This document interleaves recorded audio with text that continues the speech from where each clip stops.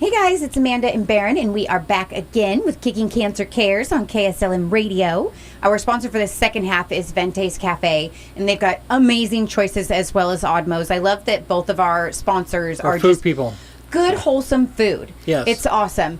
And so what I love about Vente's is they are, they can be, not everything, gluten-free, vegan, vegetarian, or just really good, healthy meat options that are grass-fed and good for you all the way around. If you decide you're going to add the proteins, yes, then the proteins are grass-fed. Are the good proteins. They're non-GMO. Yes, they're yes.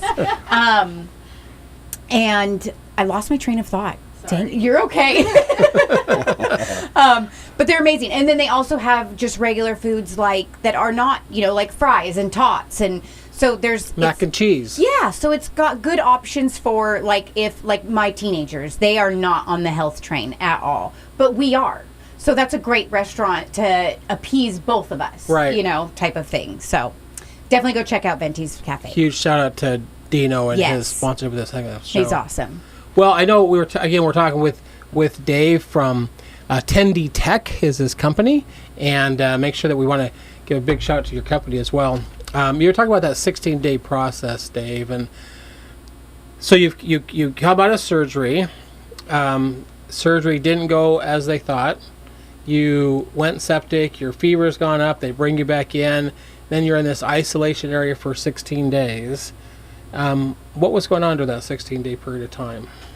Well, at first it was just nurses, and what I came to find out is that hospitals are made to fix you, but home is where you heal. Yes. And so they never give you really a chance to heal at a hospital.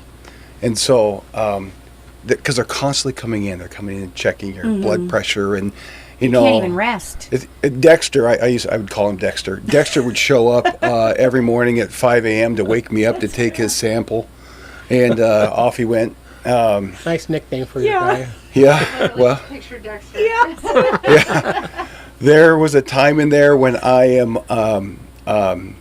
They're trying to put a line into my hand because everything, you go through a lot of potassium. Oh, and so when you don't go through enough have enough potassium, your veins get real thin. Mm-hmm. And they couldn't get the jab in there. So finally they go, we're gonna have to call an ER nurse. She can find a vein in the dead guy. So I'm like, bring her up. Bring her up. Not exactly what you wanted to hear. It's not what I wanted to hear, but I'm like, stop poking me. Find somebody that can get this, because I got, my hands are all bruised. And from it's that. painful, especially the top of the hands. It is that first one, yeah. Oof. So she couldn't get one in, and finally they just stuck it into my arm, and we just said, we're gonna get you full of fluids, and then we'll go to the hand. Okay. And which I found out later, that's not the best spot either. The arm isn't? The hand. Well, it's easy to get to the arm, but the nurse the next day came and checked on it, kind of pulled it back a little bit to look and see how it was going, and then left. And then Steve came in to visit, because I had visitors throughout. People came and visited, even when I wasn't able to take a visitor. They would just sit outside my room or in the waiting room. My wife started bringing snacks for Hodgert visitors in the waiting room right beside me. So there was a refrigerator full of snacks for Hodgert visitors. For Hodgert visitors, yeah. So she checks the IV, and then leaves. And then Steve and I are talking, and I noticed that I didn't know I had a pink bandage. Well, when she had checked it, she had disengaged the IV, and I was bleeding. I was coating this big old gauze full of stuff. Your white bandage was now pink. So now I'm getting dizzy, and it's like, Steve panics, ringing the bell, and she comes in. Oh, looks like it's like, doop, and then that's solved. She pops it back in.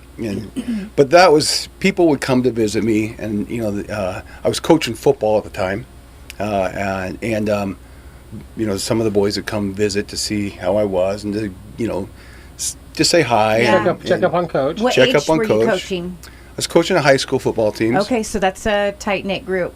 Yeah. Mm-hmm. And I coached a lot of these boys since they were in first grade. So Oh. I kind of wow. went through that with them from first grade on. Yeah. like a second dad to them. Yeah. Uh, A little bit. I'm coach. And you're still cool. Yeah. Yeah. It is. It is. But you would. They are close boys. I Yeah. still follow up. I'm friends with their parents, and I keep tabs on them because they're all my son's age as well. Yeah. So they would check in on me, and I finally get released from the hospital. Fever goes down enough. Doctor feels covered. He kept giving me maybe tomorrow, for about 16 days. And I get home, and the first night, there's some PTSD stuff going in that my mind is still thinking I'm in the hospital.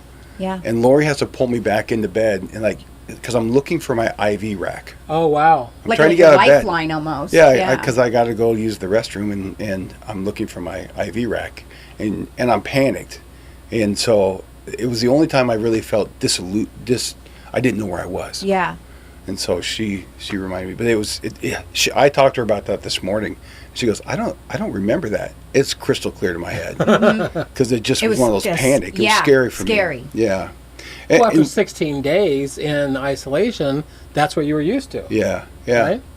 Yeah, and it was one of those, when I'm home, I realized that the cancer in my body wasn't just in my body, but it showed up in everybody around me. Mm-hmm. Showed up in the football team, because now they're going to take care of Dave. Mm-hmm. I showed up with my friends, my family, my dog, who never got walked. And those type of things people started showing up. They started, one of Lori's friends, every Thursday, she'd come over and she'd walk my dog, Bono. That's sweet. While you were going through all of this. Well, I'm home on the couch at that point, Okay.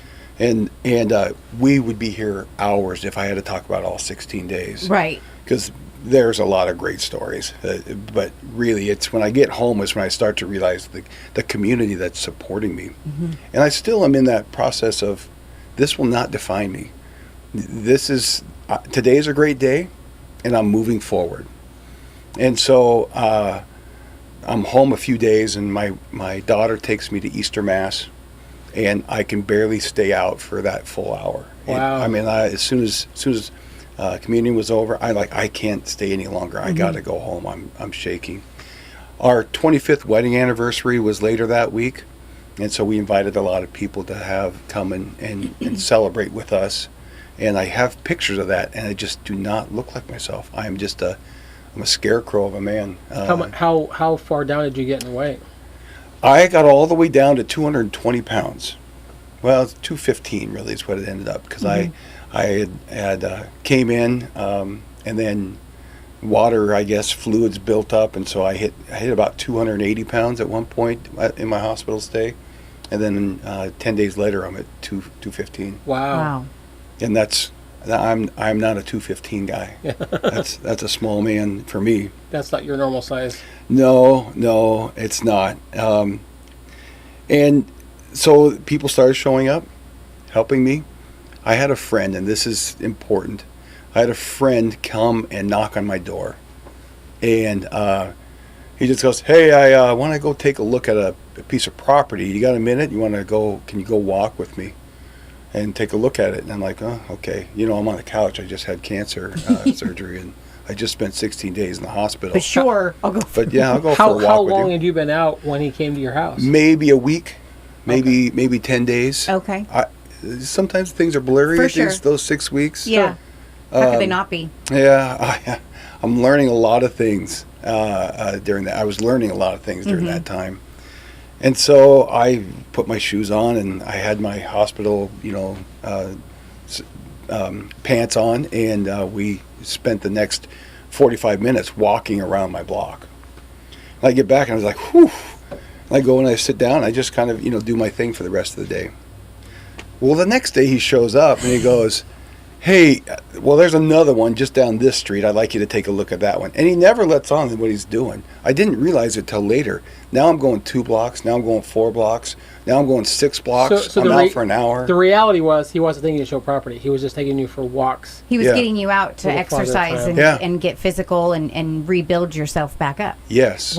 without knowing it. He didn't tell me that, but Right. that was his purpose. Well, a lot of times we will help others before we help ourselves without Yeah. realizing it. And so Yeah. you were trying to show up for him while really he was making you Showing. show up for yourself. Yeah, exactly right. That's exactly right. Yeah.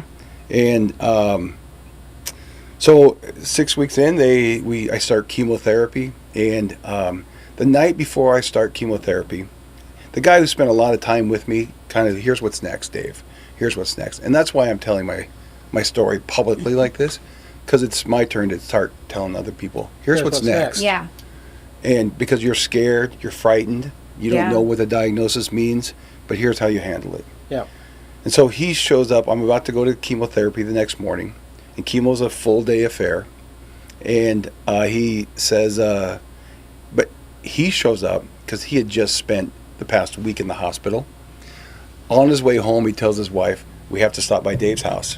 He still has bandages on because he had been in the hospital. Yeah. But he showed up to tell me it's going to be okay. Wow. You're going to be fine. Yeah. This is, you'll handle this. You're strong. You're gaining strength, and you're gaining weight again. I guess you saw all the food because people kept dropping food off. Yes. Like, I like that. Yeah.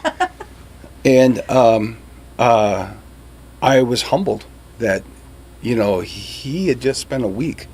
He still had bandages on his arms from the IVs and the time in there. And he stopped there on the way home before going home. Mm-hmm. Stop to see you first. Yeah. Yes. So I sit in the first chemotherapy treatment, which is an all-day deal. Mm-hmm. You show up at 9 o'clock and you're there till about 2:30. Oh, wow. And then, they double, it's another one of those, they double gown, they got masks, and then they inject it into you. I had a port put in during my hospital stay, so I didn't have to get IV all the time, so they just directly into this. Oh, nice. Right. Poured into my chest. Mm-hmm. Very nice, very nice. And I will say that chemotherapy nurses are the kindest, happiest people I've ever met. Okay. That's awesome. They are angels. I would imagine there's a certain temperament you need to be a chemotherapy nurse. Mm-hmm. Yeah. There are days I'd be sitting beside somebody, and then the next week that person wasn't there anymore. Yeah. And so I would say it's a sad place, but they make it bearable. Yeah. Because you don't come out of chemo day. And I decided not to call it chemo day. You had nicknames for it, if I remember right. Spa day. Spa day. Spa I'm going day. to disappear to the spa. Yep. Yep. Wednesdays are spa days. And so after spa day, they attach this red bag. It's a pump that continues to pump chemotherapy into your port in my body. And so I decided it's not a bag. I don't have to hate it. I named it Ruby because it was kind of a Ruby ruby red. color. Yeah. Yeah, so I took Ruby home every Wednesday night, and she stayed with us until Friday.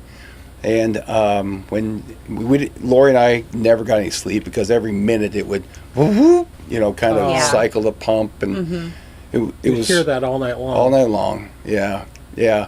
But it was with me, and so that's what needed to be done. So Yeah. it was basically a 48-hour chemotherapy treatment. Wow. And I'm going to give you some advice. If you're going to go through cancer and you go through chemo, don't eat when you're having chemotherapy. And the reason being is whatever you eat, you will hate forever. It changes the taste of it. I don't know what it does, but I cannot eat roast beef sandwiches anymore. Okay. And those And were I one of loved them. You're like, dang it. Because spa day, can I get you a sandwich? You're going to give me a sandwich? Sure. Yeah. And so I ate it, and then I'm like, I'm never going to be able to eat this again. Because even today, I can, everything is, the smells, the taste of it is like, I don't want this. Yeah. I can't eat it anymore. Yeah, I remember talking to somebody else that had gone through that, and this was several years ago. They've made improvements in chemo, but she says everything began to taste like tin. Yeah. And I asked the doctor one time why that is, and chemo tends to attack the cells closest to the surface first, which is why in some cases you lose your hair, but it's also why the taste changes, because those cells close to the surface are the ones that change. And so, yeah, for me, the immediate effects were it felt like I had a porcupine in my throat. okay, So I couldn't drink anything cold and as chemo continues to knock down the disease, it gets more and more intense. Right. And so initially it's just a few days and I heal back up. Then the next time it's a few more days. And so I am scheduled to go through 12 rounds of chemotherapy. And we get into when you're in the chemotherapy process, it will strip away the nerve endings at the very end of the nerves. yeah, And it shreds the coating. And what happened was that I never complained enough. And so today I still live with some significant chemotherapy, some nerve damage in my hands, but I can't really feel a whole lot below my knees. oh really? The chemotherapy, they said maybe it'll grow back in 2 years. It's been 11. Oh And wow. so I take a nerve pain medication, heavy doses, every day, just to not feel the ice picks. That's the Okay. price that I had to pay. One of the prices I had to pay for One of them. the cure. Mm-hmm. And sometimes the cure, because I didn't know I had it, but the cure can be worse than the disease itself. Right. Yeah, yeah. I met a lady several years ago that she had gone through the chemotherapy process, and it created neuropathy in her feet, like we're talking about.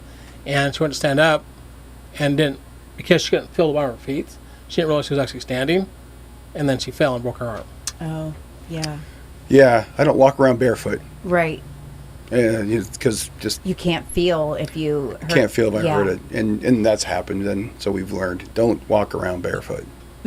But chemo goes into football season, and so Because you started this whole process in March, April is in the surgery, April. and then 6 weeks go by, and after I'm spending those days in the hospital, and so I'm only about round 2 or 3 by the time season starts. Yeah. So every Wednesday I'd go out there, and sometimes I'd have to coach from my knee. But here we involved the football team again in that they didn't let coach get hurt. So the boys were always making sure that I was okay. And then when I get hurt, like someone would run into you, get hurt? yeah, one, I don't think they want to see the bag explode.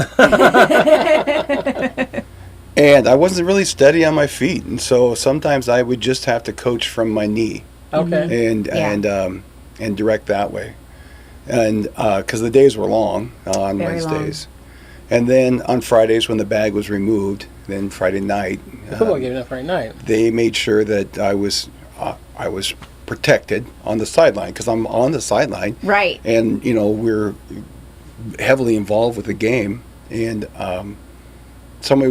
I didn't notice it because it's hard to notice these things as you're going through it, but there was always one of the boys were standing beside me. It's like they took it upon themselves to make sure that I wasn't going to get Like smashed. a little bodyguard. They were my bodyguards. Yeah. So you're coaching the game, not realizing they're that close to you. Right. Surrounding him with purpose. Yeah, I mean, I always had my hand on somebody, like, we're going to send this guy in. We're going to put, Right. moving players around. Right. Now, I'm not the head coach, so I'm just an assistant on the sideline. But still, when you're watching at those films, you're seeing somebody there close to you. That must have been Somebody's always me. Yeah. kind of cool to see. Yeah, and it was pretty amazing. What I have to tell this story because I tell it often, and this is a big deal. We gather the team at the beginning of the season, and we tell them, Coach has got cancer, and he's going through chemotherapy. So here's the thing that you can do to help him: wash your hands. And so they did. Every year, flu takes out a football team. It just takes it out for a week. Once one guy gets it, the rest of them get it. Yeah. We had no flu that year. Oh, that's awesome. Wow. No kid got the flu. If they impressive. did, they didn't take out the whole team. Right, right. That's It was impressive. pretty amazing. Yeah. And so, Well, and you got boys that are sweating and they're in dirt. And, And the football teams spend a lot of time together. Oh, yeah. A lot. They do. They're a tight We're knit group close. with practice and weight training and all Yeah. of it. yeah. And so nobody got sick that year, That's awesome. and neither did I. That's really important. I went 12 rounds of chemo, and So that would have been the end of 2014. was all your chemo? Yeah, my last treatment was October of 2014. Okay. And So you're coming up on 11 years. I'll be 11 years this October, yeah. Wow. That's Yeah. amazing. Yeah. Congratulations. Thank you very much. Thank you.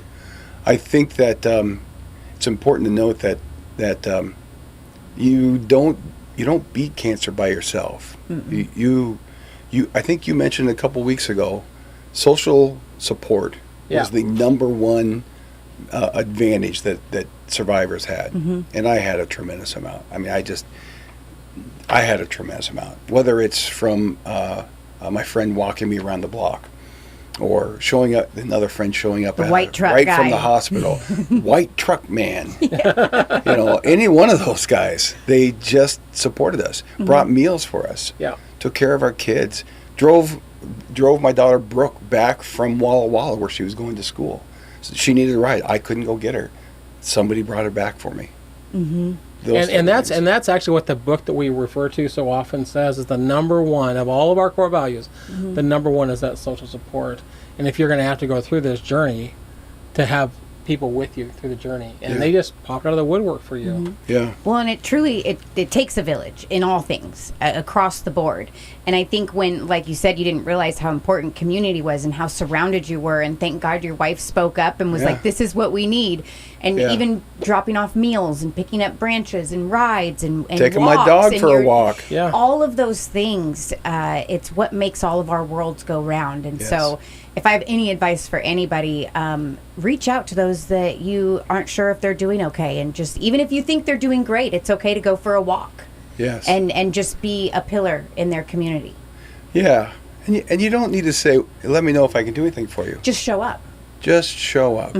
Or listen to what they're seeing, or be observant, because there's no easy answer for that, and nobody feels comfortable about it. And we're talking men, we're talking about colon cancer. We're talking about an area of our body that we don't like to talk about all that much. Right. And so... Well, and I think you make a good point there, Dave, that when you say, how can I help, most people aren't going to give you something specific. No, most people be like, oh, I'm okay. I'm okay. Even though you're not, you're going to figure it out. But it's your wife is a rare breed to be like, this is what we need. She is a rare breed. Which is great, because it worked to your advantage. Yes. So people don't know how they can help. So just giving them something to get a hold of. It makes everybody feel great. It does. You feel great, and you bailed us out. Yes. Well, and that, like it's a win-win. the guy with the branches, it's just something he was able to do anonymously, and it took care of a situation for you. Took the burden off you, your wife, everything, and then he felt good for doing a good deed. Yeah, absolutely. I would give an advice to this: when you're going through chemotherapy or any of these, don't be tough guy. Yeah. The reason I don't feel my feet is because I acted too tough. I didn't complain, and so had I complained, they would have changed the cocktail that they're plunging into my body every other week. Right. So did you realize at the time what was going on, and you could have said something? I should have said more. I would say it. They would ask me the question. I don't think I would emphasize enough that, hey, I'm really having some difficulty feeling my feet again. Right. And so they would have eased back before round 12. You didn't advocate for yourself loud enough. Yeah, you have to advocate, and you learn that as you go along. And you still got the neuropathy now. I still have the neuropathies now. Yeah. But that's the least of your problems concerning everything else you could have Right. had. Yes. It's still a great day. Yes, it is. Today is a great day. Today is a great day. Yeah. It really is. Yeah. Well, I have walked our listeners through, we got about a minute and a half here, some events that were occurring during Kickin Cancer, and something really fun happened late 2021. For anyone who's gone to McNamara's, they have a passport book. You may have seen some of the passport books. Oh, yeah. And, my wife and my daughter were really into this passport book, and I thought, so I went to Mike with Odd Mo's, and I said, what if we created something similar to this passport book? And he and I sat and bounced ideas back and forth, and we came to this idea of doing a quest.